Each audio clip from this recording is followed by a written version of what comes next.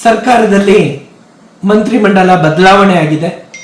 ಈ ಒಂದು ಸಂದರ್ಭದಲ್ಲಿ ಶಿಕ್ಷಣ ಇಲಾಖೆ ಅತಿ ದೊಡ್ಡ ಮಹತ್ವದ ಇಲಾಖೆ. ಇಡೀ ವ್ಯವಸ್ಥೆಯಲ್ಲಿ ಶಿಕ್ಷಣ ಇಲಾಖೆಯಲ್ಲೇ ಸಾವಿರಾರು ಸಮಸ್ಯೆಗಳಿದ್ದಾವೆ.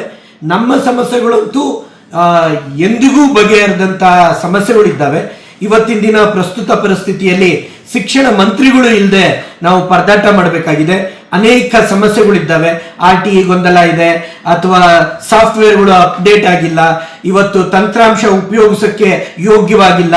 ಇಂಥ ಒಂದು ಪರಿಸ್ಥಿತಿಯಲ್ಲಿ ಮಾನ್ಯ ಮುಖ್ಯಮಂತ್ರಿಗಳಿಗೆ ಮನವಿ ಮಾಡ್ತಾ ಇದ್ದೇವೆ, ಆದಷ್ಟು ಬೇಗ ಮಂತ್ರಿಮಂಡಲದಲ್ಲಿ ಅದರಲ್ಲೂ ಶಿಕ್ಷಣ ಮಂತ್ರಿಗಳನ್ನ ನಮಗೆ ಒಂದಷ್ಟು ಕಲ್ಪಿಸ್ಕೊಡ್ಬೇಕು. ಇಲ್ಲ ಅಂದ್ರೆ ತುಂಬಾ ದೊಡ್ಡ ಸಮಸ್ಯೆಗೊಳಗಾಗ್ತೀವಿ.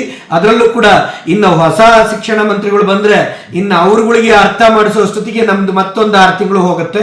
ಹಾಗಾಗಿ ಪ್ರಸ್ತುತ ಏನ್ ಪರಿಸ್ಥಿತಿ ಇದೆ ತಿಳಿದವರು ಅಥವಾ ಶಿಕ್ಷಣ ಕ್ಷೇತ್ರವನ್ನ ಅರ್ಥ ಮಾಡ್ಕೊಂಡಿರ್ತಕ್ಕಂಥವರಿಗೆ ಶಿಕ್ಷಣ ಮಂತ್ರಿಗಳು ಮಾಡಿದ್ರೆ ತುಂಬಾ ಒಳ್ಳೆಯದು ಅನ್ನತಕ್ಕಂಥ ಅಭಿಪ್ರಾಯವನ್ನ ವ್ಯಕ್ತಪಡಿಸ್ತಾ ಇದ್ದೇವೆ.